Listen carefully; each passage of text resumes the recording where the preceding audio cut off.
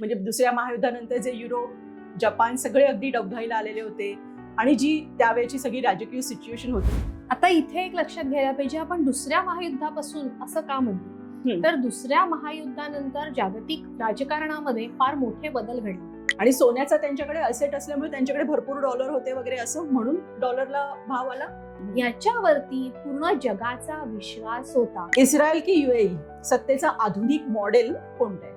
कान डिसाईड चलन छापते आहे हे सगळ्यांनी विश्वास गृहीत धरलं होतं. तेलाची गरज त्यांना जास्त आहे, कशा कार होत्या, त्याला तशी लक्झरियस लाईफ जगायची सवय लागली होती. हे जे आपण वेगवेगळ्या देशांच्या करन्सी बद्दल बोलतो, त्याचा परिणाम त्यांच्या ह्या सगळ्या आपण जे म्हणतो पर कॅपिटा इन्कम आणि ह्या सगळ्या इंडेक्स वरती दिसायला. की अमेरिकेची त्याच्यात काही मास्टर स्ट्रोक होता, नेमकं काय घडलं? आणि अजून एक मला सांगायचं की हे सगळं सांगताना ना तू आम्हाला अगदी टप्प्याटप्प्याने सांग.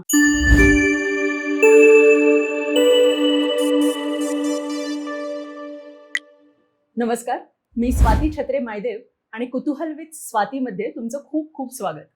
आजचं आपलं कुतूहल आहे जागतिक महासत्तेचा बदलता केंद्रबिंदू.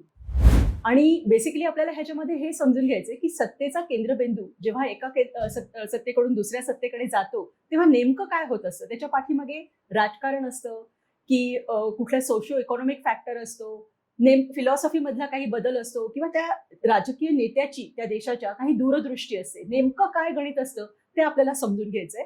आणि ह्याच्यासाठी आपल्याला ह्या विषयावरती अतिशय परखडपणे व्यवस्थित मुद्देसूद बोलणारी व्यक्ती मिळाली आहे, जी बिझनेस इकॉनॉमीमध्ये तिची PhD आहे आणि तिचं नाव आहे गौरी पिंपळे.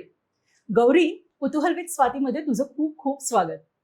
नमस्कार. नमस्कार. गौरी, आम्हाला ना ह्या विषयावरती अगदी पूर्ण सोप्या भाषेमध्ये समजावून सांग की बेसिकली अगदी दुसऱ्या महायुद्धाच्या नंतर ज्या वेळेला आपण असं म्हणू की सत्तेचं केंद्रबिंदू बदललं, लंडनकडे बराच काळ सत्ता होती, तिथून अमेरिकेकडे गेली. म्हणजे दुसऱ्या महायुद्धानंतर जे युरोप, जपान सगळे अगदी डबघाईला आलेले होते आणि जी त्यावेळची सगळी राजकीय सिच्युएशन होती, तर अमेरिकेकडे जेव्हा केंद्रबिंदू गेला तर तो एक नॅचरल फ्लो म्हणायचा की अमेरिकेची त्याच्यात काही मास्टर स्ट्रोक होता? नेमकं काय घडलं?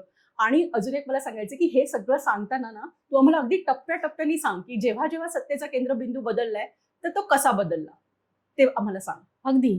आता इथे एक लक्षात घ्यायला पाहिजे, आपण दुसऱ्या महायुद्धापासून असं का म्हणतो, तर दुसऱ्या महायुद्धानंतर जागतिक राजकारणामध्ये फार मोठे बदल घडले. सगळ्यात मोठा बदल हा होता की ब्रिटिश साम्राज्यावरचा सूर्य मावळत नाही असं ब्रिटिशांचं म्हणणं होतं. त्या ब्रिटिशांना आपल्या वसाहतीमध्ये सोडून जावं लागलं. आणि पौंड हा तेव्हाचा सगळ्यात स्ट्रॉंग करन्सी होती, सगळ्यात स्ट्रॉंगेस्ट चलन असं होतं. पण ते पौंडची जागा डॉलरने घेतली. आता ती कशी आणि का घेतली, तर आपण जर बघितलं दुसऱ्या महायुद्धाच्या आधीची परिस्थिती, तर युरोपातली राष्ट्र जी होती ती राष्ट्र त्यांच्या वेगवेगळ्या राष्ट्रांवरती वसाहती होत्या. आपल्याला काही तर माहितीच आहेत, ब्रिटिश, फ्रान्स आणि पोर्तुगीज. त्यातले ब्रिटिश आणि पोर्तुगीज भारतात पण आले, भारतात त्यांचं साम्राज्य त्यांनी पसरवलेलं होतं. दुनियाभर गेले. हो, दुनियाभर गेले होते. म्हणजे जर आपण पृथ्वीचे सरळ दोन भाग केले, एक वरचा आणि खालचा, नॉर्थ आणि साऊथ, तर साऊथ ग्लोबल मधली जी राष्ट्र होती त्याच्यामध्ये होतं असं की बहुतेक त्यांच्यावर कोणत्या ना कोणत्या युरोपीय राष्ट्रांचा पगडा होता किंवा त्यांची वसाहत होती. त्यामुळे त्या राष्ट्रांना कुठलाही त्याच्यामध्ये आपलं मत मांडायची संधी नव्हती, कारण या सगळ्यांची साम्राज्य असल्यामुळे. आणि ब्रिटिशांचा व्यापार आणि ब्रिटिशांचं साम्राज्य हे बऱ्याच जगाच्या मोठ्या भागावरती राज्य करत असल्यामुळे झालं असं की पौंडला एक वेगळं महत्व प्राप्त झालं जागतिक अर्थकारणामध्ये. दोन महायुद्धांनी झालं कसं, खरं तर आपण दोन जागतिक महायुद्ध जरी म्हटली तरी ती युरोपीय राष्ट्रांनी युरोपामध्येच राष्ट्रांमधले केलेली युद्ध होती. त्यांचे भूभाग आणि त्यांच्या जे काही अडचणी होत्या त्याच्यामुळे त्यांनी केलेलं एकमेकांशी युद्ध होतं. पण तरीही त्याला जागतिक महायुद्ध म्हटलं गेलं, कारण युरोपातल्या राष्ट्रांच्या दक्षिण गोलार्धामध्ये असलेल्या राष्ट्रांवरती वसाहती होत्या. त्यांच्या वसाहती आहेत म्हणजे ती राष्ट्र पण आली असं त्यांचा समज होता. त्यामुळे त्याला जागतिक महायुद्ध म्हटलं गेलं. आणि पहिल्या महायुद्धानंतर झालं असं की युरोपीय राष्ट्रांवरती आर्थिक संकट आलेलं होतं, पण त्यांचे जे काही त्यांनी करून ठेवलेले तह किंवा वाटाघाटी होत्या त्या पूर्णपणे अंमलात आल्या गेल्या नाहीत. आणि त्यात दुसऱ्या महायुद्धाच्या आधी जर्मनीचे राष्ट्राध्यक्ष झाले होते हिटलर यांचं म्हणणं होतं की वर्सायचा जो तह झाला तो जर्मनीवरती अन्यायकारक आहे आणि त्यात वर्सायच्या तहामध्ये जर्मनीला युरोपीय राष्ट्रांना काही अमाऊंट द्यायची होती दरवर्षी, तो त्यांच्यावरती दंड लादला गेला होता. त्यामुळे इथे जर्मनीमध्ये झालं असं की जर्मनीमध्ये त्यांनी त्यांची करन्सी होती ती प्रिंट करायला सुरुवात केली.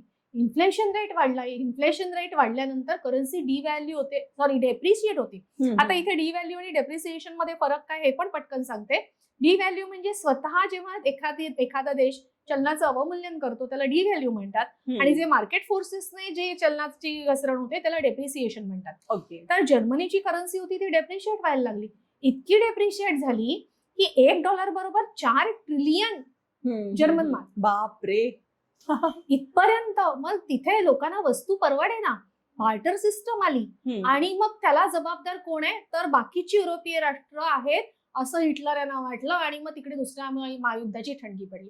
म्हणजे दुसऱ्या महायुद्धाच्या ठिणगीसाठी जर्मनीची आर्थिकदृष्ट्या झालेली वाताहत हे एक सगळ्यात मुख्य कारण होतं. आणि त्या दुसऱ्या महायुद्धामध्ये ही सगळी युरोपीय राष्ट्र ओढली गेली. त्याच्यानंतर त्यामुळे युरोपीय राष्ट्र पहिल्या महायुद्धामधून ती आर्थिकदृष्ट्या सावरली नव्हती. त्यात दुसरं महायुद्ध त्यांना खेळावं लागलं, दुसऱ्या महायुद्धाला सामोरं जावं लागलं, आणि त्याच्यामध्ये झालं असं त्यांच्याकडे शस्त्रास्त्र खरेदी घ्यायला सुद्धा पैसे नव्हते. ओके. आणि मग याच्यामध्ये कोण सेव्ह होतं सगळ्यात तर अमेरिका. त्यांच्यावर काही हल्लेच झाले. सगळ्यात महत्वाचा मुद्दा, अमेरिकन भूमीवर कुठलाही हल्ला झाला नव्हता. पर्ल हार्बरवर झाला होता पण ते बाहेर शेवटी. आणि त्यात झालं असं की युरोपातलेच म्हणजे खास करून ब्रिटन मधलेच लोक अमेरिकेमध्ये स्थायिक झाले होते. इथे औद्योगिक क्रांती होत होती युरोपामध्ये, त्याचा फायदा अमेरिकेला झाला. अमेरिकेमध्ये शस्त्रास्त्र बनवणारे कारखाने निघाले. आता युरोपीय देशांना दुसरं महायुद्ध लढायचं आहे, त्यांना शस्त्रास्त्र हवी आहेत. त्यांनी अमेरिकेला सांगितलं शस्त्रास्त्र हवी आहेत पण पैसे नाहीत. अमेरिकेने सांगितलं सोनं द्या. त्यांनी स्वतःकडचं सोनं दिलं आणि शस्त्रास्त्र घेतली.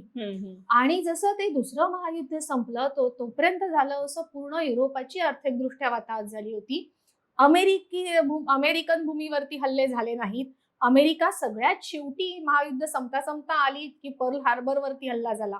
ते पण एक बेट आहे, त्याच्यामुळे थेट अमेरिकन भूमीवरचा काही नुकसान असं त्रास त्यांना काही झालेला नाही.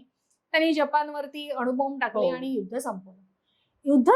पण तिथे असं झालं होतं की आता आधी 1929 ला अमेरिकेमध्ये महामंदी आली होती, त्याचा फटका युरोपीय राष्ट्रांना बसला होता. त्यात 2 महायुद्ध खेळावी लागली. म्हणजे आर्थिकदृष्ट्या तर युरोपीय खिळखिळी झाली होती. तर युरोपीय राष्ट्रांची आर्थिक स्थिती खालावल्यामुळे झालं असं की जागतिक अर्थकारणाला दिशा देण्यासाठी एक व्यवस्था असली पाहिजे अशी एक जाणीव झाली. म्हणून 1944 मध्ये Bretton Woods, New Hampshire, America इथे 44 देशांचे प्रतिनिधी उपस्थित राहिले. राईट. तिथे 44 देशांचे प्रतिनिधी कोण होते तर याच्यामध्ये युरोपीय राष्ट्रांचेच होते. कारण तेव्हा युरोपीय राष्ट्रांना स्वतःचा आवाज होता असं आपण म्हणू शकतो आताच्या काळात. बरोबर. बाकीची राष्ट्र जी आपण मगाशी म्हटलं दक्षिण गोलार्धातली, ती कुठल्या ना कुठल्या साम्राज्याच्या अधिपत्याखाली होती. कोणत्या ना कोणत्या दुसऱ्या युरोपीय राष्ट्रांच्या अधिपत्याखाली होती, त्यामुळे त्यांना स्वतःचा आवाज नव्हता.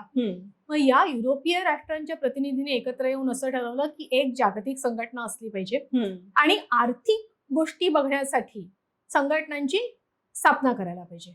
मग त्याला ब्रेटन वुड्स सिस्टम म्हटलं जातं. तिथे इंटरनॅशनल मॉनिटरी फंड, आंतरराष्ट्रीय नाणेनिधी आणि वर्ल्ड बँक, जागतिक बँक यांचा उदय झाला. आणि आंतरराष्ट्रीय अर्थकारणासाठी, आंतरराष्ट्रीय व्यापारासाठी डॉलर या चलनाला मान्यता देण्यात आली. डॉलर हे एकमेव चलन आंतरराष्ट्रीय व्यापारासाठी तिथे नक्की करण्यात आलं. अच्छा. आता इथे मला एक सांग की अमेरिका त्यावेळेला त्यांच्यात सर्वात, कारण ती स्टेबल होती म्हणून त्यांची मुख्य बनली असंच ना थोडक्यात त्या सगळ्याची. आणि अमेरिकेकडे भरपूर सोनं सगळ्यांनी पाठवलेलं होतं कारण की ते शस्त्रास्त्र त्यांना विकत घ्यायची होती आणि सोन्याचा त्यांच्याकडे असेट असल्यामुळे त्यांच्याकडे भरपूर डॉलर होते वगैरे, असं म्हणून डॉलरला भाव आला. कसं झालं तिथे डॉलर हे एकमात्र चलन झाल्यानंतर अमेरिकेने डॉलर प्रिंट कसे करायचे हा पण दर ठरला. $35 बरोबर 1 अंश सोनं असा दर ठरला. म्हणजे अमेरिकेला जर $35 प्रिंट करायचे असतील तर अमेरिकेने 1 अंश सोनं बाजूला काढायला पाहिजे. ओके. म्हणजे US ट्रेजरी म्हणतात त्यांच्याकडे तितकं सोनं असलं पाहिजे, त्या प्रमाणात असलं पाहिजे. $35 साठी 1 अंश, मग $70 असेल तर 2 अंश, असं ते त्यांच्याकडे असलं पाहिजे. आणि अमेरिकेकडे सगळ्यात जास्त जगातलं सोनं हम्म. आहे याच्यावरती पूर्ण जगाचा विश्वास होता. होता. म्हणजे तेव्हा 1945ला ही व्यवस्था उदयाला आली, तेव्हा अमेरिकेकडे 20,000 मेट्रिक टन इतकं सोनं होतं. ओके. आणि 20,000 मेट्रिक टन कसं होतं, एकतर आपण आता बघितलं तसं दुसऱ्या महायुद्धात युरोपीय राष्ट्रांनी सोनं देऊन शस्त्रास्त्रांची खरेदी केली, हे एक कारण. आणि ह्याच्यामध्ये त्या युरोपीय राष्ट्रांनी त्यांच्याकडे सोनं ठेवायलाही दिलं होतं अमेरिकेकडे, अच्छा. सेफ म्हणून. हो हो हो. त्यामुळे अमेरिकेकडे तेवढं सोनं होतं आणि याच्यावरती पूर्ण जगाचा विश्वास होता की अमेरिका त्याच दराने डॉलर प्रिंट करेल आणि अमेरिकेकडे तेवढा मोठा सोन्याचा साठा आहे. आणि त्याचबरोबर झालं तर असं बाकीच्या ज्या करन्सी होत्या, बाकीच्या देशांच्या करन्सी पेग टू डॉलर झाल्या, म्हणजे त्या डॉलरशी निगडीत झाल्या. ओके. हा. आणि मग त्याच्याबरोबर एक आंतरराष्ट्रीय राजकारणासाठी डॉलर आणि डॉलरला रिझर्व्ह करन्सी म्हणून स्टेटस मिळाला. तुम्हाला जर आंतरराष्ट्रीय व्यवहार करायचे असतील, कोणतेही, तुम्हाला फायनान्शियल असेट घ्यायचं आहे किंवा अजून काही आहे, लोन द्यायचं आहे, तर ते डॉलरमध्येच होणार, हा रिझर्व्ह करन्सीचा अर्थ होता. आणि जसं आपण आता फॉरेक्स रिझर्व्ह म्हणतो, तो मॅक्झिमम डॉलरमध्ये ठेवला जायचा, कारण त्याचा अर्थ असा असतो पुढच्या काही महिन्यांचं इम्पोर्ट तुम्हाला करता आलं पाहिजे. एवढा साठा तुमच्याकडे फॉरेक्स रिझर्व्हचा असला पाहिजे, कमीत कमी 10 महिन्याचा. अच्छा. 10 महिन्याचा इम्पोर्ट बिल तुम्हाला पे करता आलं पाहिजे, एवढा फॉरेक्स रिझर्व्ह पाहिजे. सगळ्या देशांनी तेवढ्यासाठी डॉलर जमा करायला सुरुवात केली. कारण तुम्हाला आंतरराष्ट्रीय व्यापार जर डॉलरमध्ये करायचा आहे तर इम्पोर्ट बिल तुम्हाला डॉलरमध्येच पे करायचंय. आणि मग डॉलरची मागणी वाढली. बरोबर. मागणी वाढली की किंमत वाढते. राईट.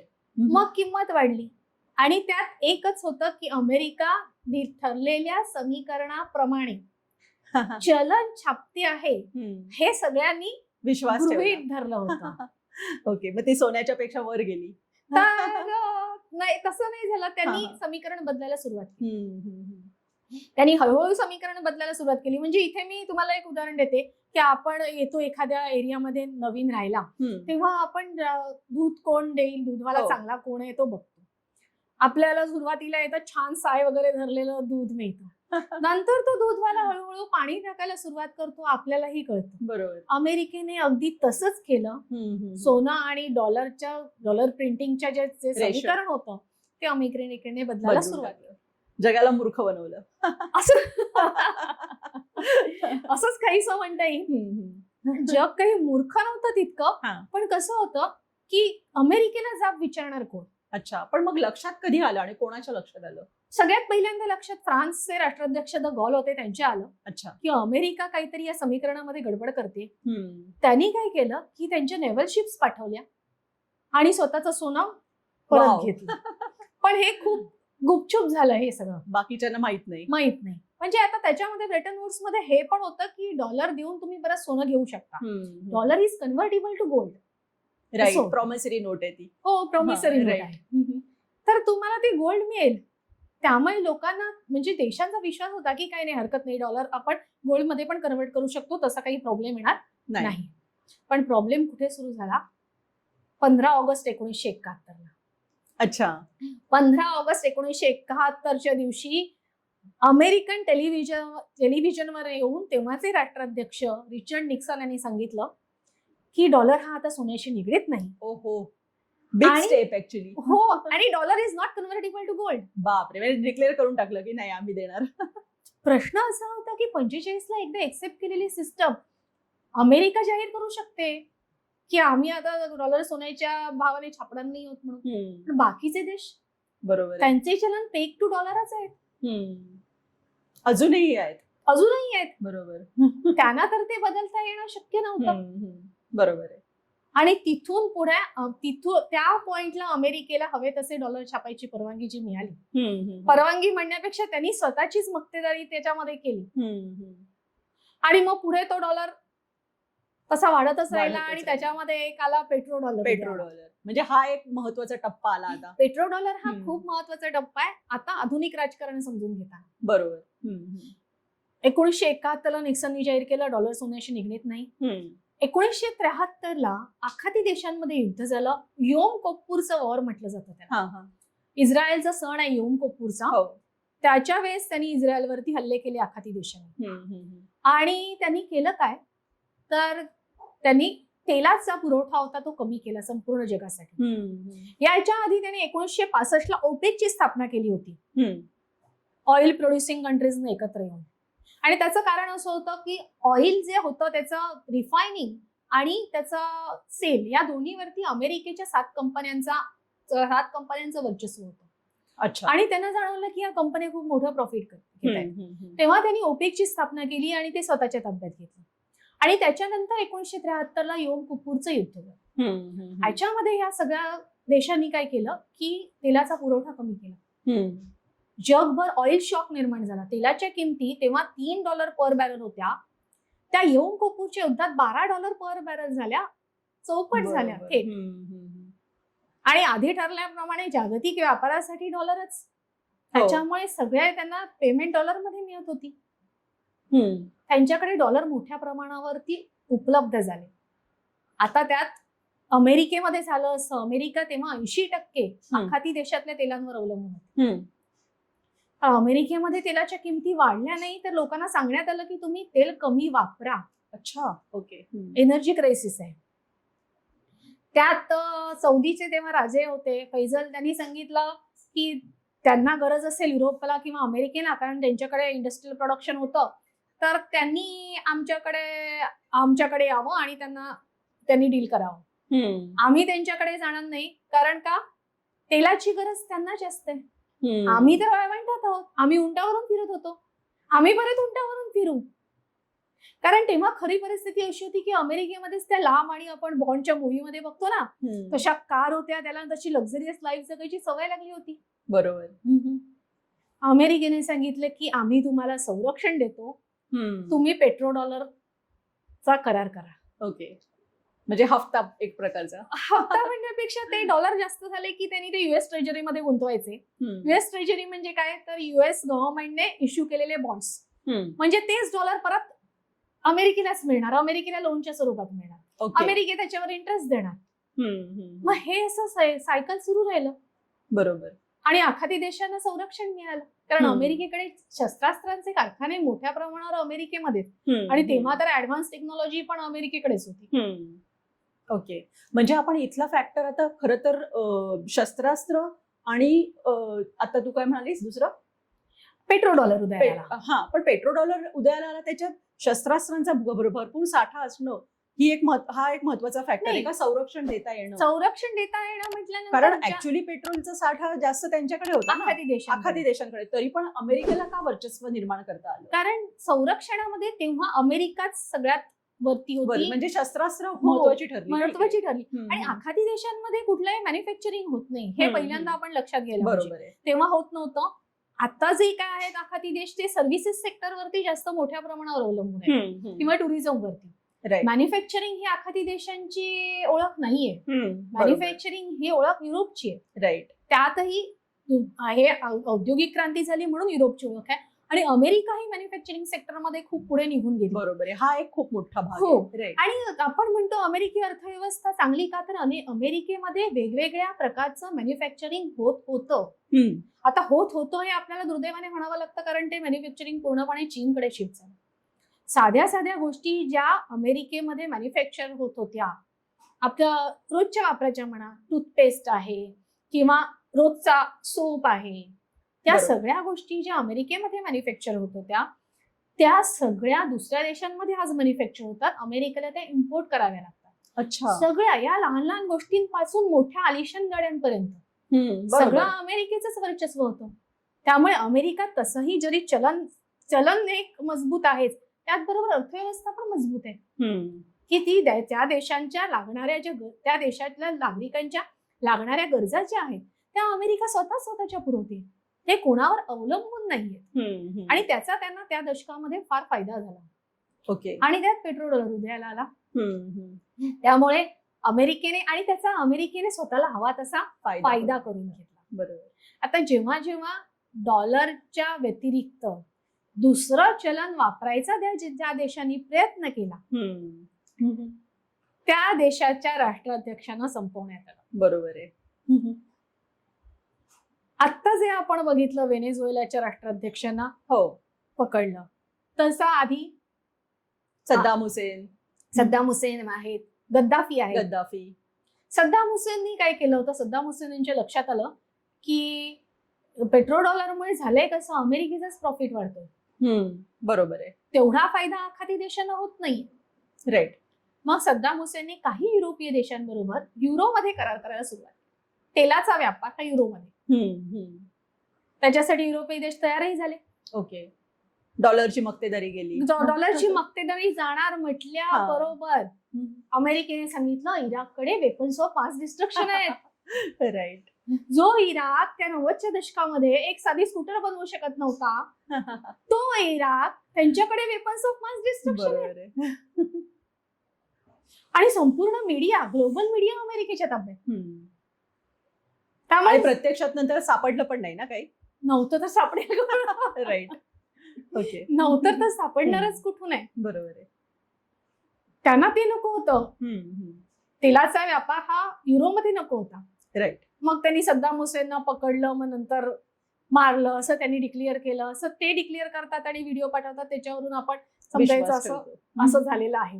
राईट. दुसरं गद्दाफी.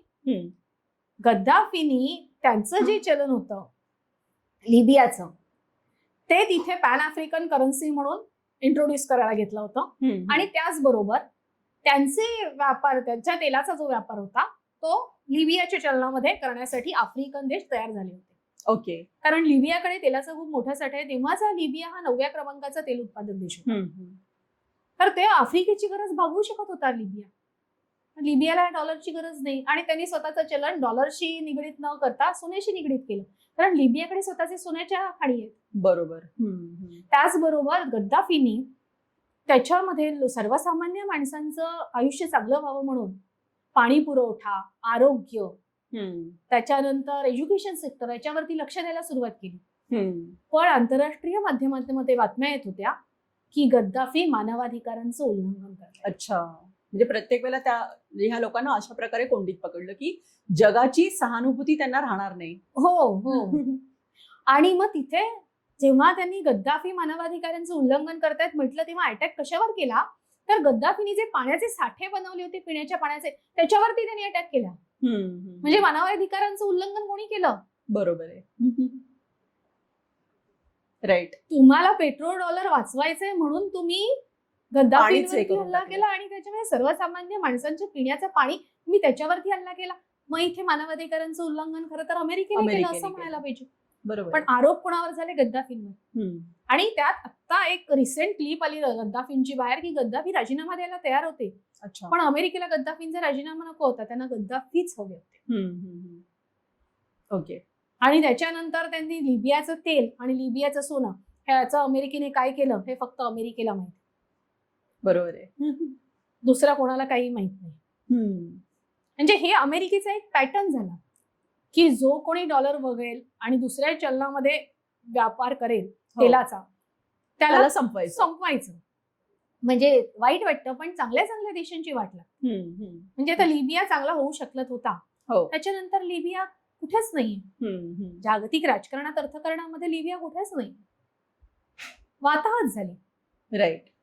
त्या देशांची वाताहत झाली. आताही व्हेनेझुएला मधून मदुरोना पकडण्यात आल्यानंतर असं म्हटलं जातं की फक्त ऑइल नाही तर त्यांच्याकडचं सोनं जे आहे तेही अमेरिकेने घेतलंय. कारण आता जे अमेरिकेचे इम्पोर्ट एक्सपोर्टचे आकडे आले गेल्या 3 महिन्याचे, त्याच्यामध्ये अमेरिकेचा सोन्याचा एक्सपोर्ट डिफाईन करून सोन्याचा एक्सपोर्ट फार मोठा वाढलेला आहे आणि त्यांचे ट्रेड डेफिसिट कमी झालं. बरोबर. मग सोनं आलं कुठून? व्हेनेझुएलाचं. आणि ते त्यांच्या रिफायनरी कमी पडतात अमेरिकेच्या, म्हणून ते सोनं स्वित्झर्लंडमध्ये पाठवलं जाते रिफाईन. बरोबर. एवढं कुठून आलं? बरोबर आहे. हे सगळं अमेरिका कशासाठी, स्वतःचं जे वर्चस्व आहे ते कायम राहावं याच्यासाठी प्रत्येक वेळेला अमेरिका ही खेळी करत आहे. मग ही फक्त लालसा म्हणायची सत्तेची की अस्तित्वाची भीती, नेमकं काय? दोन्ही आहे. आता कसं असतं, सत्ता आल्यानंतर लालसा येतेच, त्याला तुम्ही नाकारू शकत नाही. आणि जर दुसरी पर्यायी व्यवस्था उपलब्ध झाली तर आपलं जे वर्चस्व आहे ते नाहीसं होईल, ही भीती खूप मोठी आहे. आता इराणवरती गेले 46 वर्ष काही ना काही कारणाने वेगवेगळ्या प्रकारचे आर्थिक निर्बंध आहेत. त्या आर्थिक निर्बंध म्हणजे काय, तर आर्थिक निर्बंध म्हणजे जी पेमेंट सिस्टम हे केलेली आहे, चालू केली ब्रिटन वुड्स मध्ये, जी डॉलर बेस्ड पेमेंट सिस्टम आहे, त्या पेमेंट सिस्टम मधून देशांना बाहेर काढलं जातं. म्हणजे ते कोणाशीही व्यवहार करणार नाहीत. मग कोणाशी व्यवहार न करता त्या देशाने जगायचं कसं? कारण सगळ्याच वस्तू सगळ्या देशांमध्ये बनत नाही. हो. आता आखाती देशांचं उदाहरण घ्यायचं तर त्यांच्याकडे ऍग्रिकल्चर प्रोडक्ट्सच नाही. त्यांना कुठून तरी ऍग्रिकल्चर प्रोडक्ट्स घ्यावे लागतील. बरोबर आहे. मग एकदा त्यांना त्या डॉलर बेस्ड पेमेंट सिस्टम मधून बाहेर केलं की त्यांच्याकडे त्यांच्याशी कोणी व्यवहार करणार नाही. म्हणजे थोडक्यात काय, तर जसं जसं आपण म्हणतो बहिष्कृत केलाय, तशा प्रकारे बहिष्कृत केल्यासारखं झालं. बरोबर. मग ते एक हत्यार मिळालं अमेरिकेला, आर्थिक निर्बंध. आणि ते कशाच्या आधारे? IMF आणि वर्ल्ड बँक. आता हे परत ब्रिटन वुड्स सिस्टम पासून चालू झाले, IMF आणि वर्ल्ड बँक, आणि त्याच्यामध्ये फक्त अमेरिकेला वेटो पॉवर आहे. बरोबर. त्यामुळे IMF आणि वर्ल्ड बँकेची धोरणं ही नेहमीच अमेरिका दार्जिनी राहिली. राईट. तर इथे हा जे त्यांनी सत्ता केंद्र फक्त सुरू नाही झालं, तर त्याचा त्यांनी स्वतःला हवा तसा वापर करून घेतला. बरोबर आहे. त्याच्यामध्ये ते हे जाणवल्यानंतर त्याच्यापेक्षा वेगळी एक सिस्टम असायला पाहिजे, म्हणून ब्रिक्स देशांची संघटना अस्तित्वात. सुरुवातीला ब्रिक्स फक्त 5 देशांची होती. आज जवळजवळ 74 देश ब्रिक्सच्या सदस्यत्वासाठी आग्रही आहेत. बरोबर. त्यांनी अप्लाय केलेला आहे. मुख्य 5 देश आहेत, त्यातले 3 तर मेनच आहेत, भारत, रशिया आणि चीन. तर या तिघांनी पेमेंट सिस्टम स्वतःची डेव्हलप केलेली आहे. राईट. आणि आजचे आत्ता रिसेंटली सगळे आपले करार झाले, फ्री ट्रेड अग्रीमेंट आता बऱ्याच देशांशी आपण केले, जवळजवळ 13 देशांशी केलेले आहेत. मदर ऑफ ऑल डील त्याच्यामध्ये झालं, युरोपियन युनियन बरोबर केलेलं. बरोबर. ते आपण आपल्या चलनामध्ये केले, लोकल करन्सी मध्ये केलेलं आहे, डॉलर मध्ये केलेलं नाही. बरोबर. ते ब्रिक्समुळे शक्य झालं, करन्सीमुळे, त्यांच्या सिस्टीममुळे. त्याचं कारण अमेरिकेने डॉलरचा वापर शस्त्रासारखा केला. बरोबर आहे. त्यामुळे जगाला भाग पडलं की आता यांच्या हे व्हायला पासून लांब जायचं. बरोबर आहे. आणि त्याचबरोबर त्यांचं जे लष्करी सामर्थ्य, तेव्हा जे दुसऱ्या महायुद्धाच्या वेळेस लष्करी सामर्थ्य होतं, तसंच लष्करी सामर्थ्य बाकीच्या देशांनीही डेव्हलप केलं. बरेच कमी देश आहेत, फ्रान्स आहे, रशिया आहे, त्याच्यामध्ये चीन आहे, जपान आहे. हो. पण तसं लष्करी सामर्थ्य इतर देशांनी डेव्हलप केलं. त्यात फ्रान्स खूप पुढे निघून गेला. रशियाला कोल्ड वॉरमुळे करावं लागलं. बरोबर आहे. कोल्ड वॉर जेव्हा तेव्हा रशियाची ती स्वतःची अस्तित्वाची लढाई होती, त्यामुळे रशियाला ते करावं लागलं. आणि मग या सगळ्याचा परिपाक झाला हा ब्रिक्सचे देश. राईट.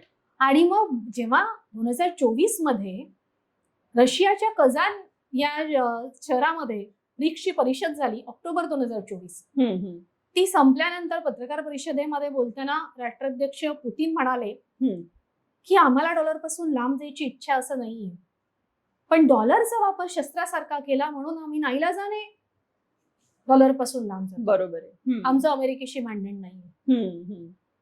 कोल्ड वॉरच्या वेळेला जी अमेरिका एवढी प्रभावी होती, तर मग आता आपल्याला जो रशिया उदयाला येताना दिसतोय, ह्या सगळ्या पाठीमागे अमेरिकाच कारणीभूत आहे का एक प्रकारे?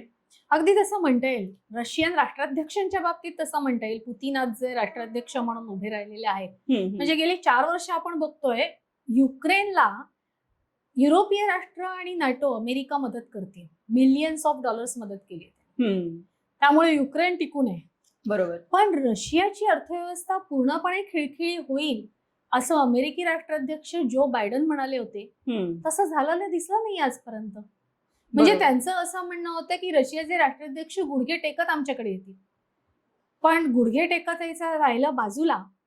रशियाच्या राष्ट्राध्यक्षांनी ब्रिक्स संघटना इतकी मजबूत केली की तेच ताठमानेने उभे राहिलेत आणि सांगतायत की आम्हाला डॉलरची गरज नाही. याचं कारण काय झालं, तर कोल्ड वॉर संपल्यानंतर रशियाची रशियन अर्थव्यवस्थेला फार मोठा धक्का सहन करावा लागला होता. रशियाचं नुकसान फार झालं होतं या सगळ्या प्रकारामध्ये, कोल्ड वॉरमध्ये.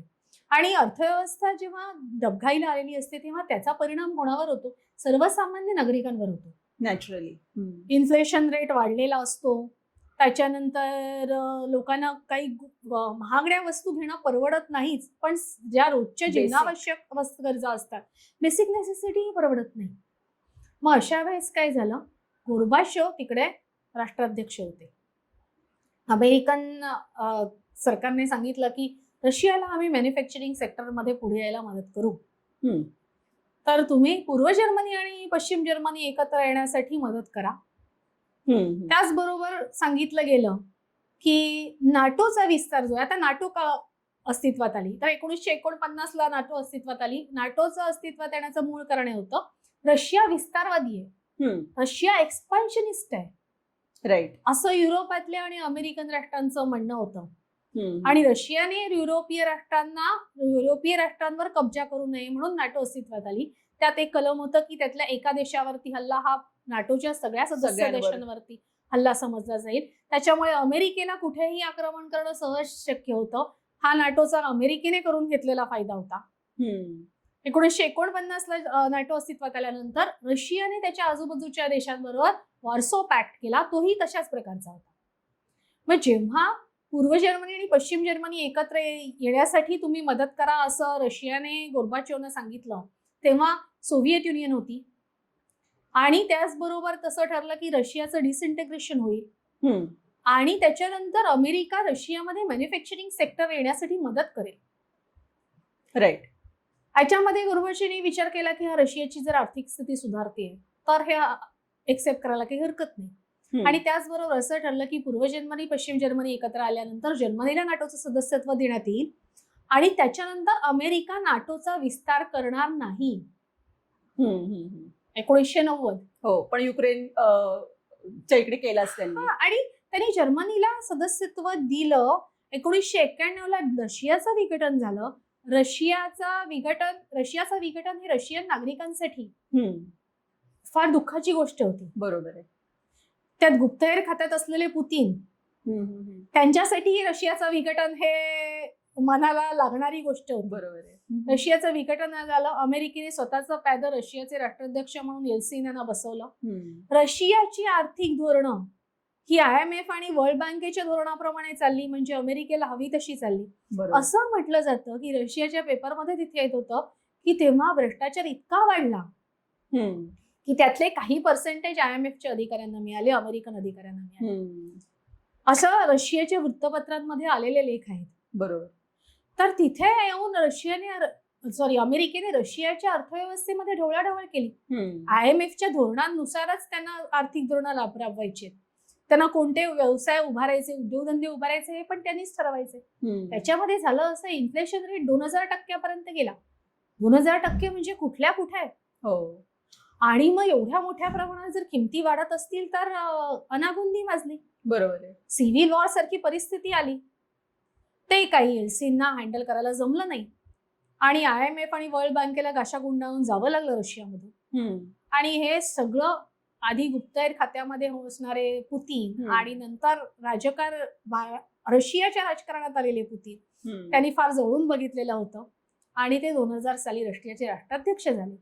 पुतीनने सगळ्यात पहिल्यांदा काय केलं, तर तिथे ऑलिगार्क्स होते, म्हणजे त्यांची मक्तेदारी होती. ऑइलच्या कंपन्या म्हणण्यापेक्षा ठराविक माणसांच्या हातात ते एकत्रीकरण झालेलं होतं, त्याचं केंद्रीभूत झालेलं होतं. त्यांनी त्यांना सगळ्यांना बोलवलं आणि सांगितलं की तुमचा जो प्रॉफिट आहे तो रशियाच्या अर्थव्यवस्थेसाठी उपयोगाला यायला हवा.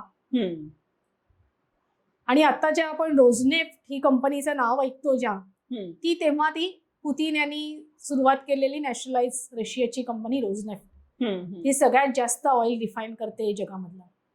आणि त्या ऑलिगार्कच्या हातातून ऑइल कंपन्यांचा व्यवसाय काढून रशियाच्या अर्थव्यवस्थेसाठी पुतीन यांनी वापरायला सुरुवात केल्यानंतर रशिया हळूहळू सुधारत गेला, म्हणजे आर्थिक स्थिती सुधारत गेली रशियाची. ओके. मग त्याच्यानंतर पुतीन यांनी वेगवेगळ्या आर्थिक धोरणांवरचा विचार केला आणि त्यात झालं होतं असं की नाटोचं सदस्यत्व जर्मनीला 1990 मध्ये दिलं. त्याच्यानंतर रशियाला सांगितलं होतं की कोणालाही सदस्यत्व देणार नाही म्हणून. बरोबर. पण 1999 ला हंगेरी, पोलंड आणि चेक रिपब्लिकला सदस्यत्व दिलं. 2003 मध्ये काही राष्ट्रांना दिलं, 2023 मध्ये दिलं आणि आता युक्रेनला देत होते म्हटल्यानंतर पुतीन खवळले. बरोबर. 2006 मध्ये म्युनिक सिक्युरिटी काउन्सिल हे दरवर्षी एक परिषद होते, त्याच्यामध्ये रशियन राष्ट्राध्यक्ष पुतीन यांचं भाषण आहे. त्याच्यामध्ये ते म्हणतात की अमेरिकेने आम्हाला फसवलंय. अमेरिकेने सांगितलं होतं नाटोचं एक्सपान्शन होणार नाही, पण अमेरिका सतत नाटोचं एक्सपान्शन करते आणि तो रशियाच्या अस्तित्वाला धोका आहे. बरोबर. एकदम अगदी त्यांच्या उंबरठ्याशी येऊन ठेपले ते. आणि त्याच्यामुळे नेमकं काय होतं ते पण सांग जरा. आणि त्याच्यामुळे आता रशिया नाटोचं एक्सपान्शन झाल्यानंतर जर युक्रेनला जर त्यांनी नाटोचं सदस्यत्व दिलं आणि युक्रेनने रशियाची कळ काढली आणि रशियाने जर युक्रेनवर हल्ला चढवला तर नाटोचे सगळे सदस्य देश रशियावरती हल्ला आमच्यावर हल्ला झाल्यासारखं. त्यामुळे पुतीन यांना रशियाच्या अस्तित्वाची काळजी. एकदा डिसइंटिग्रेशन झालं, एकदा विघटन झालेलं आहे, परत तशीच शक्यता निर्माण होईल. बरोबर. आणि मग ते म्युनिक सिक्युरिटी काउन्सिलमध्ये पुतीन म्हणाले की अमेरिकेने रशियाला फसवलं. त्या 2000 साली पुतीन स्वतः नाटोचं सदस्यत्व मागायला गेलेले होते. अच्छा. अमेरिकेकडे. त्यांना ते नाकारण्यात आलं. त्याच्या पाठचा काय उद्देश? सांगताना त्यांनी सांगितलं की आता आम्ही कोणालाही देणार नाही, कारण त्यांना द्यायचं नव्हतं, वरचढ होऊ द्यायचं नव्हतं, त्यांची तेवढी केपेबिलिटी होती म्हणून. त्याच्यानंतरही त्यांनी दिलं. म्हणजे हा पुतीन यांच्या आत्मसन्मानाचा विषय झाला. राईट. आणि मग जेव्हा आता युक्रेनला नाटोचं सदस्यत्व देणार असं लक्षात आलं तेव्हा पुतीननी युक्रेनवरती हल्ला चढवला. बरोबर आहे. कारण तो त्यांच्यासाठी रशियाच्या अस्तित्वाची लढाई होती. राईट. आणि रशिया हा काय अगदी म्हणजे लहान देश आहे असं मत नाहीये की रशिया नवीनच उदयाला आलाय असंही नाही. रशियाला स्वतःचा इतिहास आहे. बरोबर. त्यामुळे ज्या देशांना स्वतःचा इतिहास आहे ते देश आपल्या स्वतःची प्रगती व्हावी आणि आपलं जी काय आहे पाळमुळं ती पुढे जात राहावी त्याच्यासाठी सतत प्रयत्नशील असतात. बरोबर आहे. त्याच्यामधला रशिया एक देश आहे आणि मुळातच एक्सपान्शन वाला आहे तो. एक्सपान्शनची इच्छा असणार आहे. पण त्यांनी कोणावर तसं अमेरिकेने जसे हल्ले केले तसे रशियाने केलेले दिसत नाहीये. उलट रशियाला एक्सपान्शनिस्ट म्हणता नाटो एक्सपान्शनिस्ट झाला. राईट. बरोबर. आणि अमेरिकेला कधीच काही प्रॉब्लेम आला नाही का ह्या सगळ्यामध्ये? अमेरिकेला आर्थिकदृष्ट्या अमेरिकेला संकटाला सामोरं जावं लागलं. आता तसं बघायला गेलं तर पहिल्या महायुद्धाच्या आधी 1929 महामंदी आलेली होती. त्या महामंदीला अमेरिका सामोरी गेलेली होतीच. पण त्याच्यानंतर जेव्हा 1945 नंतर अमेरिकेचं जे वर्चस्व सुरू झालं तेव्हा अमेरिकेला काही लगेच कुठल्याही आर्थिक धोरणाचा फटका बसला वगैरे असं झालं नाही. कारण अमेरिकेची ती एकतर त्यांनी ते समीकरण सुरुवातीला स्वतःच्या साईडनी करून घेतलं होतं, ते नाही स्वीकारलं होतं आणि त्याप्रमाणे ते डॉलर छापतही होते. तोपर्यंत अमेरिकेला कुठलंही संकट नाही. पण 1971 जेव्हा त्यांनी सांगितलं की आता डॉलर सोन्याशी निगडीत नाहीये त्याच्यानंतर अमेरिकेमध्ये इन्फ्लेशन रेट वगैरे वाढायला लागला. आणि जसं अमेरिकेमध्ये इन्फ्लेशन रेट वाढायला लागला तसं त्यांना जाणवलं की आता संपूर्ण नागरिक जे आहेत ते सरकारच्या विरुद्ध जात आहेत. मग तिथे त्यांनी टाईट मॉनिटरी पॉलिसी वगैरे करून स्वतःला सांभाळलं.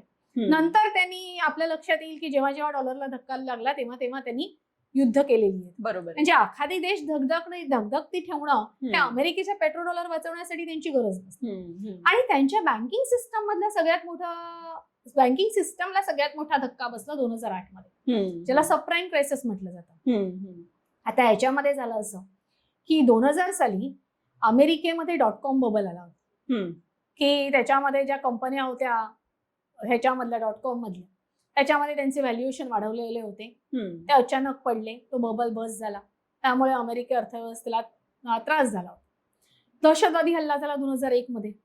मग आता अर्थव्यवस्था सुधारायची तर काय करायचं? नागरिकांच्या हातामध्ये जास्त पैसे दिले की आपोआप अर्थव्यवस्था सुधारेल असं त्यामागचं गणित होतं. तर मग त्यांनी इझी क्रेडिट द्यायला सुरुवात केली. 2000 साली .com बबलमुळे अमेरिकेच्या अर्थव्यवस्थेला धक्का बसलेला होता. त्यात 2001 मध्ये दहशतवादी हल्ला झाला. त्यामुळे अर्थव्यवस्था पूर्णपणे खिळखिळ होण्याच्या मार्गावर होती. मग लोकांच्या हातात जास्त पैसे दिले तर अर्थव्यवस्था सुधारते आणि म्हणून इझी क्रेडिट पॉलिसी झाल्या. आता सहज लोकांना क्रेडिट कार्ड म्हणा, कन्झ्युमर लोन म्हणा, होम लोन म्हणा सहज वाटायला सुरुवात केली. होम लोन आपल्याकडे म्हटल्यानंतर आपल्याला किती प्रोसिजर कम्प्लीट कराव्या लागतात. बरोबर. पण तिथे त्यांनी काय केलं, डॉक्युमेंट्स हे जस्ट घेण्यासाठी हे व्हेरिफिकेशन वगैरे असा काही प्रकार नव्हता. त्यांनी जवळजवळ म्हणजे आपण वाटली लोन असं म्हटलं तरी चालेल, होम लोन वाटली. आणि त्याच्या मागचं बँकांचं म्हणणं काय होतं की ह्याच्यामध्ये होतं काय, जेव्हा होम लोन आहे ते मॉर्गेज बेस्ड लोन आहे, तर लोकांनाही जर नाही भरले EMI त्यांचं घर जाईल. हो. मग जर घर गेलं तर रिअल इस्टेटच्या किमती वाढतात, आपण ते विकू म्हणजे बँकेला प्रॉफिट आहे. बरोबर. असं करून बँकांनी लोन विकली. ह्याच्यामध्ये त्यात गंमत झाली, ह्याला म्हणतात ते मॉर्गेज बॅक सिक्युरिटीज, MBS. आणि तिथे अमेरिकेमध्ये एक बँक दुसऱ्या बँकेचे मॉर्गेज बॅक सिक्युरिटीज विकत घेऊ शकते. मग ते बँकांनी एकमेकांना विकले. आणि मग नंतर लक्षात आलं की डिफॉल्ट रेट वाढतोय. राईट. आणि डिफॉल्ट रेट वाढत वाढत प्रचंड झाला. त्यात बँकांनी एक गंमत करून ठेवली होती याच्यामध्ये, त्यांच्याकडे इन्व्हेस्टमेंट बँकर ही एक बँकिंग सिस्टम मध्ये वेगळी एक व्यवस्था आहे. हे इन्व्हेस्टमेंट बँकर्स असल्यामुळे ते मॉर्गेज सिक्युरिटीज विकत घेतात आणि त्याच्यावरती दुसरा बाहेरचा जो इन्व्हेस्टर येतो तो सांगतो की मी क्रेडिट डिफॉल्ट स्वॅप करतो. ओके. आता क्रेडिट डिफॉल्ट स्वॅप म्हणजे काय, तर जर हे लोन भरलं गेलं नाही तर मी जर इन्व्हेस्टर आहे आणि मी तुमच्या बरोबर क्रेडिट डिफॉल्ट स्वॅप केलाय, तुम्ही एक बँक आहात, मी तुम्हाला सांगते हे लोन भरलं जाणार नाहीये, तुम्ही म्हणता असं होणार नाहीये कारण ते मॉर्गेज बॅक सिक्युरिटी आहे, मी सांगते मी क्रेडिट डिफॉल्ट स्वॅप करतेय. क्रेडिट डिफॉल्ट स्वॅपचा अर्थ मी तुमच्याकडून डॉक्युमेंट परचेस केले म्हणजे मी कुठलीही तुम्हाला किंमत दिलेली नाहीये, पण मी जितक्या महिन्यासाठी तो करार आहे तितके महिने मी ते माझ्याकडे ठेवणार आहे आणि मी तुम्हाला रेंट देणार आहे त्याच्या बदल्यात. अच्छा. आणि जेव्हा क्रेडिट डिफॉल्ट होईल म्हणजे हे लोन डिफॉल्ट होईल तेव्हा तुम्ही त्याची मला पूर्ण अमाऊंट देणार आणि रेंट पण देणार. अच्छा. हा एक प्रकारचा जुगारच होता. आणि या इन्व्हेस्टमेंट बँकर्सनी तो खेळला. बरोबर. कारण त्यांचं म्हणणं होतं की मॉर्गेज कोलॅटरल आहे. हो आहे, तर ते कधी डिफॉल्ट होत नाही आणि जर डिफॉल्ट झालं तर आपण ते विकू, जी घरं असतील ती विकू आणि ते क्लिअर करू, पण घरांच्या किमतीही कमी झाल्या. अच्छा. ओके. आणि त्यात पुढची गोष्ट अजून वेगळी, तर त्याच्यावरती CDO लागले म्हणजे बेट लागल्या. हे एकत्र झाले लोन, मॉर्गेज बॅक सिक्युरिटी एकत्र झाल्या, त्याचं रेटिंग वाढलं. जरी मॉर्गेज बॅक सिक्युरिटी डिफॉल्ट मध्ये असलं तरी त्याचं रेटिंग कमी असतं, B- वगैरे, पण ते एकत्र झाल्यावरती रेटिंग वाढतं AAA, त्याला म्हणतात CDO. आणि ते CDO क्रिएट झाले, सेंट्रलाइज डेप्ट ऑब्लिगेशन, ते एकत्र केले गेले. मग त्या CDOचं रेटिंग AAA आहे म्हणून ते एकमेकांनी विकले, त्याच्यावरती बेट लागल्या 1:3, 1:7, 1:9, 1:20 पर्यंत. म्हणजे समजा आपण इनिशियल प्राइस होम लोनची 10 लाख घेतली तर 2 कोटी पर्यंतची बेट झाली. बरोबर. जे बँकिंग सिस्टम मध्ये नाही आहेत पैसे, कोण कोणाला पे करणार आणि कसे करणार. राईट. वाट लावून टाकली सगळी. आणि मग हे करताना 2006 ला त्यांचा डिफॉल्ट रेट वाढत गेला, 7 ला वाढत गेला, ऑगस्टला तो इतका वरती गेला पण कोणी एक्सेप्ट करत नव्हतं की आता क्रायसिस आलेत. सप्टेंबर 2008 ला, सप्टेंबर त्यांचं इयर एंडिंग आहे, त्याच्यामध्ये जेव्हा त्यांचे बुक्स ऑफ अकाउंट क्लोज करताना लेहमन ब्रदर्सने बँक्रप्सी फाईल केली. ओके. लेहमन ब्रदर्स ही त्यांच्याकडची मोठी इन्व्हेस्टमेंट बँक आणि त्याच्याबरोबर नंतर लक्षात आलं की 10-12 बँकांची नावं त्याच्यामध्ये आहेत. Bank of America, bank of America, JP Morgan, Morgan Stanley, सगळी मोठी नावं. राईट. आणि मग त्याच्यामध्ये लेहमन ब्रदर्स आणि 3 बँका आहेत, ते 2 बँकांची आता मला नावं नाही आठवत आहेत, पण त्या 3 बँकांना बेलआउट पॅकेज मिळालं नाही, त्यामुळे ते पूर्णपणे दिवाळखोरीतच निघाले.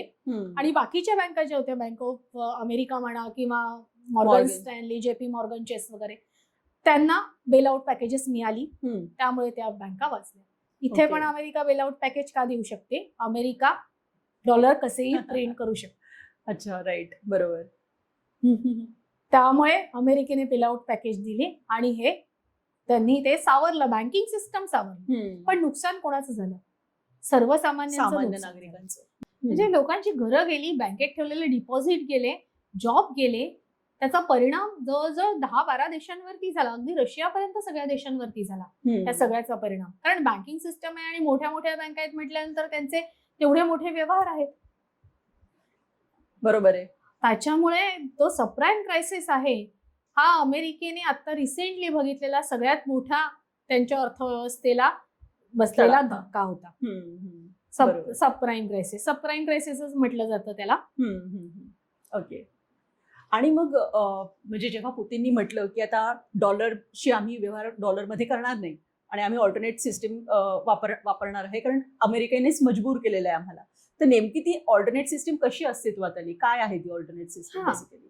आता कसं झालं, पुतीनना डॉलर वगळून व्यवहार करावेच लागले. कारण रशिया युक्रेन युद्ध सुरू झाल्यानंतर अमेरिकेने काय केलं, अमेरिका आणि युरोपीय देशांनी रशियावर आर्थिक निर्बंध लादले. आर्थिक निर्बंध म्हणजे आपण मगाशी बघितलं की ते डॉलर पेमेंट सिस्टम मधून बाहेर जातात. मग आता डॉलर पेमेंट सिस्टम मधून बाहेर केल्यानंतर रशिया हा तेलावरती आधारित अर्थव्यवस्था असणारा देश आहे. त्यामुळे रशियाला तर तेल विकावंच लागणार. मग रशियाने काय केलं की भारत आणि चीन या देशांबरोबर त्यांनी लोकल करन्सीज मध्ये व्यवहार केले, डॉलर वगळून व्यवहार केले. मग आता त्याच्यामध्ये पेमेंट सिस्टम कोणती, तर भारत आणि रशिया जेव्हा व्यवहार करतात तेव्हा ती त्या दोन देशांची पेमेंट सिस्टम वापरतात. रशिया आणि चीन जेव्हा करार करतात तेव्हा ते त्यांची दोघांची पेमेंट सिस्टम वापरतात. अच्छा. अशी अल्टरनेट पेमेंट सिस्टम उदयाला आली. म्हणजे स्विफ्ट होती ना पहिली अमेरिकेची? हा, डॉलर बेस्ड आहे ती स्विफ्ट आहे. आर्थिक निर्बंध ह्याला काय म्हणायचं? नाही, त्याला त्यांनी कुठलंही नाव दिलेलं नाहीये.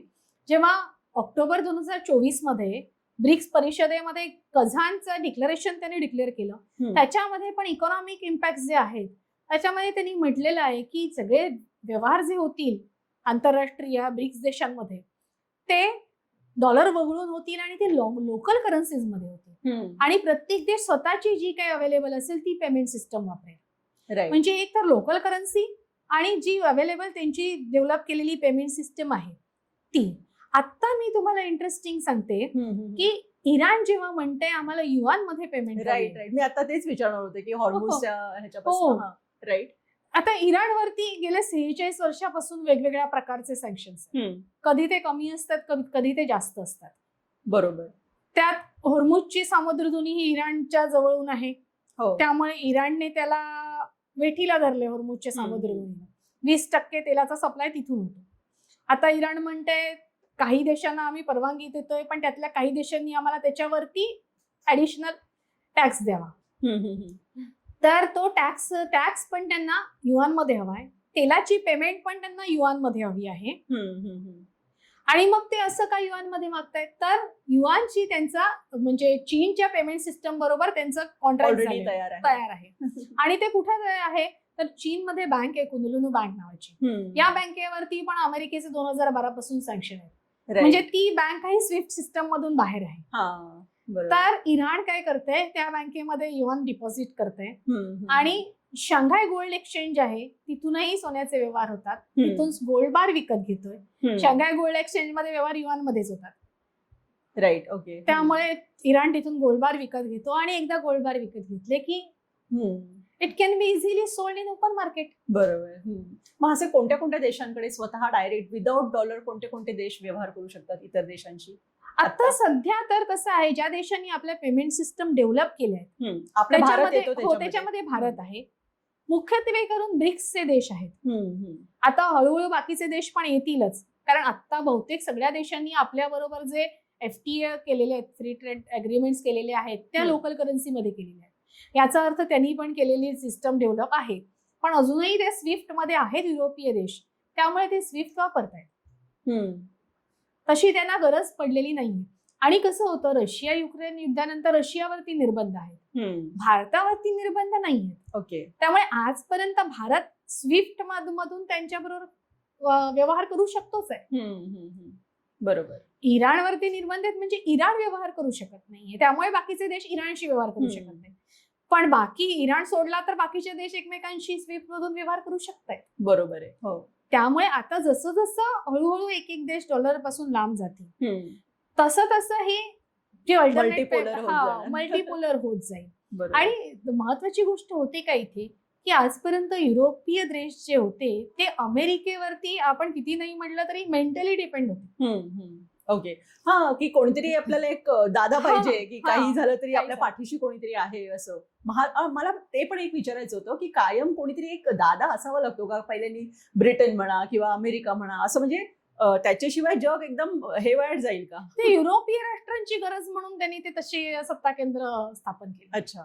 त्यांना स्वतःला ते मेंटली कोणीतरी हवं होतं की अदरवाईज नाटो सारखी एखादी संस्था पुरेशी आहे की सगळे देश जर तुम्ही व्यवस्थित हे केली, हँडल केली, तर काही गरज नाही ना कोण देश पुढाकार घ्यायची वगैरे. तुम्ही एकत्र येऊन ठरवू शकता. आता काल ब्रिटनच्या पंतप्रधानांची स्टेटमेंट आहे की 32 देशांनी एकत्र येऊन हॉर्मुझच्या सामुद्रधुनीमधून मार्ग काढण्यासाठी प्रयत्न करावे. तर भारतालाही आमंत्रण दिलंय, आपलेही फॉरेन सेक्रेटरी आहेत ते चाललेले. तर आता याच्यामध्ये जेव्हा मार्ग काढला जाईल तेव्हा मग ते काहीतरी चलनाची सिस्टमचा विचार करतीलच ना. बरोबर आहे. याच्यामध्ये अमेरिका नाही येते. आता अमेरिकन राष्ट्राध्यक्ष का चिडलेत आता काल परवाच्या भाषणात, नाटो आमच्या मदतीला नाही आला, मला नाटोची गरज नाहीये, मी नाटो मधून बाहेर पडणार आहे. म्हणजे त्यात जर्मनीच्या फॉरेन मिनिस्टरनी सांगितलं की युद्ध तुमचं आहे, आमचं त्याच्याशी काही संबंध नाहीये, तुम्ही सुरू केलंय आणि आम्हाला न विचारता. हो. आणि त्यात तुम्हाला असे होते, जयशंकर गेल्या वर्षी म्हणाले होते युरोपीय राष्ट्रांना उद्देशून, पहिलं आणि दुसरं महायुद्ध हे तुम्ही तुमच्यामध्ये केलेलं युद्ध आहे, त्याचा भारताशी काही संबंध नाही. युरोपातले प्रॉब्लेम हे आमचे प्रॉब्लेम नाहीये. अख्ख्या जगाचे प्रॉब्लेम तुम्ही दाखवताय तसं नाहीये. आणि आज जर्मनीचे फॉरेन मिनिस्टर पण तेच म्हणतात की अमेरिकेने सुरू केलेलं युद्ध आहे त्यांचं युद्ध आहे, आमचा त्याच्याशी काही संबंध नाहीये. म्हणजे 90च्या दशकामध्ये जर आपण बघितलं तर युरोपीय राष्ट्र आणि अमेरिका हे एकत्र आहेत, असंच जे काही चित्र होतं बरोबर आहे ते आत्ताच्या युद्धात दिसत नाहीये. तुम्ही जर का सगळ्या जगाची घडी बिघडवत असाल तर कुठलंही राष्ट्र त्यांना सपोर्ट करायला जाणार नाहीये. आता प्रत्येक जण आपल्या देशाला जे काही महत्वाचं आहे, नॅशनल इंटरेस्ट कशामध्ये आहे ह्या दृष्टीनेच पावलं उचलतात. आणि तेवढे ते तगडे झालेले आहेत प्रत्येक देश. हो. म्हणजे जे आपण मल्टीपोलर म्हणतो की रशिया पण आहे, चीन पण आहे, भारत पण आता महासत्ता होण्याकडे आहे. त्याच्याबद्दल तू काय सांगू शकशील? ऍक्च्युली भारत आता कुठे कितपत आहे? भारत महासत्ता होण्याकडे आहे असं जे आपण म्हणतो त्याच्यामध्ये बऱ्याच गोष्टी अंतर्भूत होतात. आता एक पहिला मुद्दा आहे जीडीपीचा, दुसरा मुद्दा आहे की आज भारताची गरज बहुतेक देशांना आहे. म्हणजे भारताची जी बदललेली फॉरेन पॉलिसी आहे, नॉन अलाइनमेंट पासून ऑल अलाइनमेंट पर्यंत, याचं वैशिष्ट्य असे की बाकीचे देश आहेत ते भारताशी अलाइन होण्यासाठी उत्सुक आहेत. बरोबर. त्याच्यामुळे भारत हा प्रमुख प्रभावी देशांमधला एक राहणार आहे. आता आपण जेव्हा म्हणतो महासत्ता आपण कुणाला म्हटलं? अमेरिकेला म्हटलं. कारण 1945 पासून त्यांची एक वेगळी पोझिशन तयार झाली होती राजकारणामध्ये आणि अर्थकारणामध्ये सुद्धा. बरोबर. पण आता जो पुढे येणारा काळ आहे त्याच्यामध्ये ते असं कोणताही एक सत्ता केंद्र नसणार आहे. प्रमुख प्रभावी राष्ट्र असतील आणि प्रमुख प्रभावी राष्ट्रांमधला एक राष्ट्र भारत आहे की भारताशिवाय बाकीच्या देशांना पुढे जाता येणार नाही, एवढं तर नक्की. इंटरडिपेंडन्सी तेवढी त्यांनी क्रिएट आपण केलेली आहे असं. हो. आपण जेव्हा कोरोनामध्ये वॅक्सिन डिप्लोमसी केली त्याच्यामध्येही दिसून आलं ते. आणि याच्यामध्ये पुढे जेव्हा आपण म्हणतो की कोणताही एक देश महासत्ता होणार नाहीये, म्हणजे चलन जे आहे ते कोणत्याही एका देशाचं, जसं आता डॉलरचा शस्त्रासारखा वापर झाला, बरोबर, आपण बघितलं तसं कुठल्याही एका देशाचं राहणार नाही. आणि याची जाणीव झाल्यामुळे सोन्याच्या किमती वाढलेल्या आहेत. राईट. आता जे आपण म्हणतो सोनं वाढलं कमी झालं, आता गेल्या 100 वर्षाच्या काही ठराविक टप्पे सांगते तुम्हाला की सोनं कधी वाढायला लागलं. 1971 ला जेव्हा अमेरिकेने सोन्याशी डॉलर निगडीत नाही असं जाहीर केलं तेव्हा सोनं वाढायला. त्याच्या आधी सोन्याचा दर जो आता ठरलेला 1933 ला तो $45 पर डॉलर झाला, तो 1971 पर्यंत $45 पर डॉलरच होता. मग 1980 ला तो $850 पर औंस इतका झाला. तेव्हा अमेरिकेचे फेडरल रिझर्व्हचे अध्यक्ष होते पॉल वॉकर. त्यांनी सांगितलं जर सोनं असं वाढायला लागलं तर डॉलरची किंमत कमी होईल, सोनं वाढू देऊ नका. बरोबर. अमेरिकेने हस्तक्षेप केला. त्याच्यानंतर .com बबल नंतर सोनं वाढलं. मग 2008 ला सबप्राईम क्रायसिस नंतर सोन्याने खूप मोठी उसळी घेतली. कोरोना, रशिया युक्रेन युद्धानंतर खास करून सगळ्याच सेंट्रल बँकांनी सोनं खरेदीचा वेग वाढवला. कारण त्यांनी फॉरेक्स रिझर्व्ह मध्ये आधी बघितलं, फॉरेक्स रिझर्व्ह हा त्याच्यामध्ये डॉलर मोठ्या प्रमाणावर असतात, हा आपला विषय झाला. पुढच्या 3 ते 6 महिन्यांचं आपल्याकडे असायला पाहिजे. साधारण 10 महिन्याचं इम्पोर्ट बिल आपण पे करू एवढं असायला पाहिजे. पण जेव्हा रशिया युक्रेन युद्ध सुरू झालं आणि रशियाचे ठेवलेले बिलियन्स ऑफ डॉलर्स गोठवले गेले, फ्रीज केले गेले, तेव्हा बाकीच्या सेंट्रल बँकांनी काय केलं, हळूहळू डॉलरचा शेअर जो होता हिस्सा कमी केला फॉरेक्स मधला आणि सोन्याचा वाढवला. कारण डॉलरची विश्वासार्हता याच्यावरती प्रश्नचिन्ह उभं राहील. अमेरिका कधीही उठते आणि कोणावरही आर्थिक निर्बंध लादते. आता सोन्याची गरज आहे, मग सोन्याची मागणी वाढली, सोन्याचे दर वाढायला लागले. आता रिसेंटली ते खाली आले कारण पुन्हा डॉलरची मागणी वाढली. आता तेलाच्या किमती वाढल्यामुळे अजूनही 80% ऑइलचा जो हे आहे, ऑइल ट्रान्झॅक्शन्स आहेत ती डॉलरमध्ये होतात. त्यामुळे डॉलरची मागणी वाढल्याबरोबर सोन्याच्या किमती कमी झाल्या. पण आता युद्ध थांबत नाही म्हटल्यानंतर परत सोन्याच्या किमती वाढायला लागल्या. युद्ध थांबत नाही म्हणण्यापेक्षा अमेरिकी राष्ट्राध्यक्ष त्याच्यावरती नियंत्रण ठेवू शकत नाही. बरोबर आहे. सुरू केलं, अश्वत्थामा झालाय त्यांचा. हो, अगदी बाहेर पडता येत नाही. राईट. हे असं दिसल्यानंतर परत सोन्याच्या किमती वाढायला लागल्या. म्हणजे जेव्हा सोनं आणि डॉलर यांचं एक समीकरण ठरलं तेव्हा थेट अमेरिकेच्या अर्थव्यवस्थेशी सोनं निगडीत झालं. राईट. आणि जेव्हा जेव्हा अमेरिकी अर्थव्यवस्थेला धक्का आहे म्हटल्यानंतर सोन्याचे भाव वाढतात. तुझे डॉलर्सच्या विश्वासार्हतेबद्दल बोललीस ना, तर मला असं विचारायचं होतं की हे जे आपण वेगवेगळ्या देशांच्या करन्सी बद्दल बोलतो, तर आता एक अफगाण हा ₹1.5 आपण कन्वर्ट करू शकतो. तर एक अफगाण हा ₹1.5 म्हणजे आपलं चलन अफगाणपेक्षा पण कमी आहे. आपलं तर जीडीपी जास्त आहे ना. हो. मग हे कसं काय जीडीपीचं आणि ह्याचं कसं? ऍक्च्युली त्यांचा जीडीपी आणि करन्सी मॅनेजमेंट हे सगळे पूर्णपणे वेगळे सब्जेक्ट आहेत. अच्छा. करन्सी मॅनेजमेंट कोण करतं, कशी करतं, कोणालाही माहित नाही. ओके. कोण डिक्लेअर करतं हे पण म्हणजे आंतरराष्ट्रीय याच्यामध्ये कोणीही सांगितलेलं नाही. अच्छा. म्हणजे एखाद्या देशाची करन्सी जर हायर लेवलला असेल तर त्याचा अर्थ तो देश समृद्ध आहे असं नाही होत. आता जपानचा येन जो आहे ना, $1 बरोबर 160 येन आहे. मग आपण म्हणणार का जपान मागासलेला देश आहे? बरोबर आहे. इव्हन कुवेतचं पण तसंच आहे ना, त्यांचा दिनार हा अमेरिकेचा $3-3.5 काहीतरी आहेत. हो आजच्या घडीला. मग तरी पण म्हणजे तो काय महासत्ता नाहीये. कुवेत महासत्ता नाहीये. आखाती देशांचं झालं असं, पेट्रो डॉलर उदयाला आल्यानंतर आखाती देश प्रचंड श्रीमंत झाले. त्यांच्याकडे डॉलर येत गेले, त्यांच्याकडे तेलही होतं. बरोबर. आणि मग त्याच्यामुळे लक्झरियस लाईफ ते जगायला लागले. त्याचा परिणाम त्यांच्या ह्या सगळ्या आपण जे म्हणतो पर कॅपिटा इन्कम आणि या सगळ्या इंडेक्स वरती दिसायला लागला. बरोबर. तसं बघायला गेलं तर आखाती देश ऍग्रिकल्चर प्रोड्यूस त्यांच्याकडे नाहीये, ते 90% बाहेरून मागवतात. बरोबर. हो, उद्या जर तेल संपलं आणि कोरोना सारखी परिस्थिती आली, ऍग्रिकल्चर प्रोड्यूस त्यांच्याकडे गेले नाही तर खातील काय? बरोबर आहे. मग हा विचार ह्या सगळ्या इंडायसेस मध्ये केला जात नाही. जसं दुबईने त्यांच्या लक्षात आलं की आपलं कधी ना कधीतरी तेल संपणार आहे सोन्याचं वगैरे, हे त्यांनी टुरिझमकडे वळले. टुरिझमला त्यांनी वाढवलं.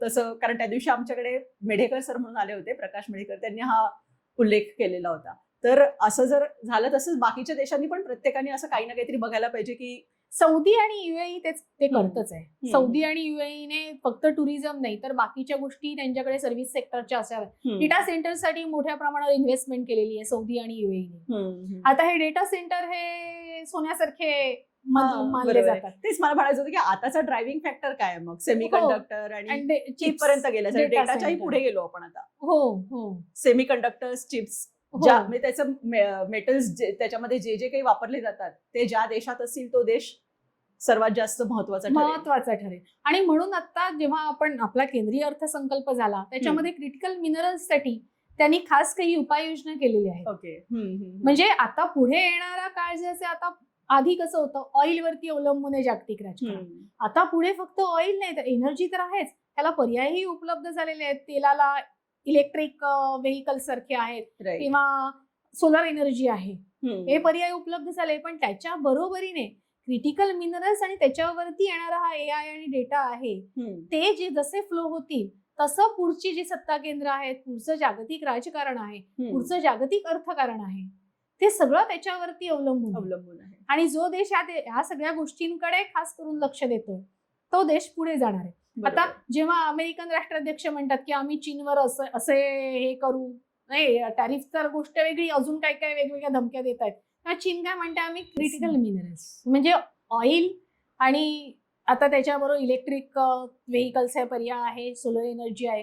क्रिटिकल मिनरल्स हा पुढचा टप्पा आहे. जसं क्रिटिकल मिनरल्सचा फ्लो होईल तसं जागतिक राजकारण आणि अर्थकारण बदलणार आहे.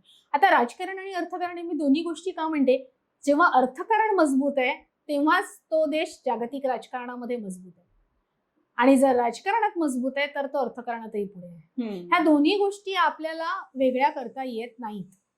बरोबर. या दोन्ही गोष्टी एकमेकांशी फार निगडीत आहेत, राजकारण आणि अर्थकारण. तर त्याच्यामुळे काय होतं, अर्थकारणाशिवाय ग्लोबल राजकारणामध्ये कुठल्याही देशाला अर्थ नाही असं म्हटलं तर काही चुकीचं ठरणार नाही. बरोबर. तर त्या दृष्टीने जर आपण बघितलं तर ते आखाती देश त्यांच्याकडे असलेल्या तेलामुळे श्रीमंत झाले, त्याच्यामुळे त्यांचं महत्व वाढलं. तेलावरची डिपेंडन्सी आजपर्यंत मोठ्या प्रमाणावर होती म्हणून ते महत्वाचे होते. जसजशी तेलावरची डिपेंडन्सी कमी होईल, पर्यायी ऊर्जा व्यवस्था असेल, तसं त्यांचंही महत्व कमी होईल. मग त्याच्यानंतर महत्व काय, तर हे सगळं येणारं AI डेटा सेंटर आणि त्याचं जग जे आहे त्याचं आहे. तशा प्रकारे हे बदल होत जातील आणि त्याच्यामध्ये जो कोणी पुढे जाईल तसे ते सत्ता केंद्र बदलत जातील. म्हणजे पुढे येणारा एकच सत्ता केंद्र असेल असं नाही, ते मल्टीपोलॅरिटीकडे जाणारं आहे जग. राईट. डॉलरची मक्तेदारी संपल्यामुळे हळूहळू संपेल. गौरी, आता एक रॅपिड फायर घेऊया. तुला जे जेन्युइनली वाटतं ते पटकन सांगायचंय. ओके. पहिला प्रश्न आहे, डॉलर की सोनं, नक्की कोणावर जास्त विश्वास? सोनं.